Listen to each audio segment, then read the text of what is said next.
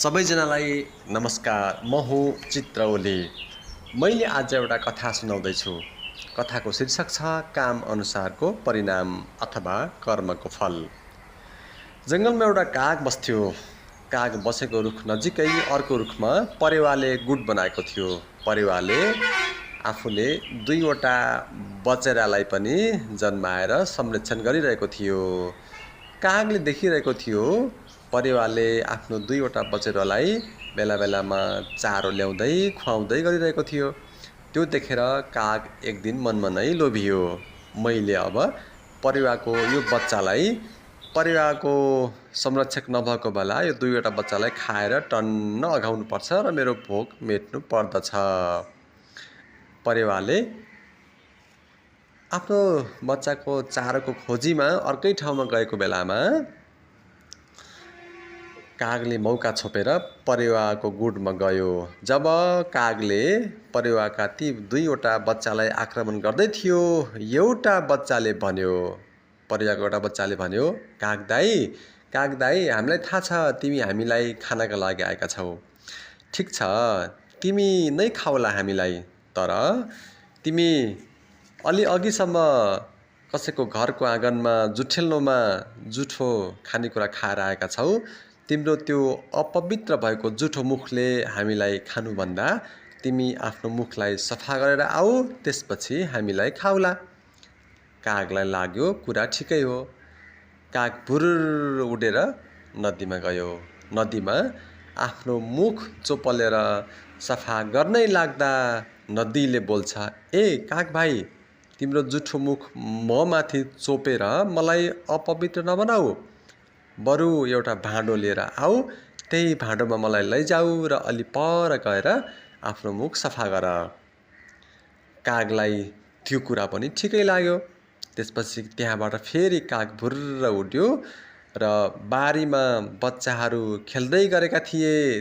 त्यो दृश्य उसको आँखामा पर्दछ र त्यहाँ नजिकै कुमालेले माटोको भाँडो बनाउँदै थियो। नजिकै पुगेर कुमाले दाईलाई भन्यो, कुमाले दाई, मलाई एउटा सुरै बनाइदेऊ न, अथवा बनेको छ भने मलाई देऊ न कृपया, अथवा कचौरा देऊ। कुमालेले सोध्यो, किन नि?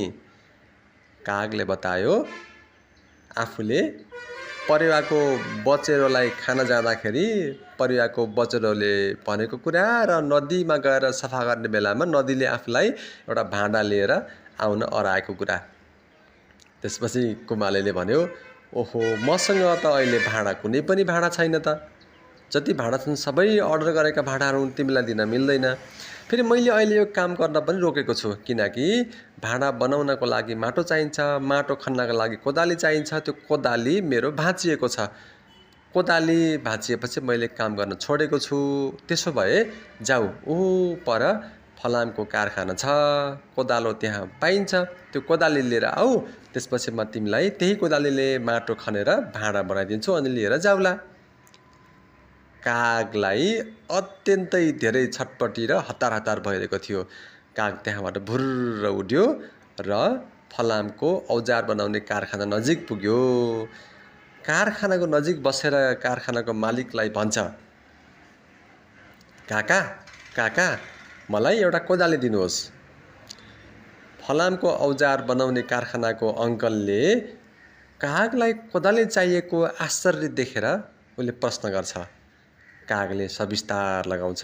त्यसपछि कारखानामा कोदाली बन्दै गरेको दृश्य देखाएर कारखानाको मालिकले भन्नुहुन्छ, ल, कोदाली तयार भइसकेका छन्, तर त्यो कोदालीहरू अलि तातो छ, तिमीलाई त्यसले पोल्छ।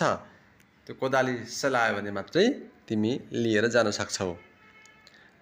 कागलाई त एकदम हतार थियो। उसको धैर्यताको बाँध फुट्नै लागेको थियो। उसको धैर्यता गर्ने क्षमता नै थिएन। कागले हत्त नपत्त त्यो कोदाली, धेरैवटा कोदालीहरू चिस्याउनका लागि राखेको ठाउँमा पुगेर आफ्नो चुच्चोको सहाराले कोदाली च्यापेर भुर्र आफ्नो गन्तव्यतिर गयो। गन्तव्य भनेको परेवाको बचेरा खानको लागि त्यो परेवा बसेको रुखतिर, त्यो जङ्गलतिर लागेको।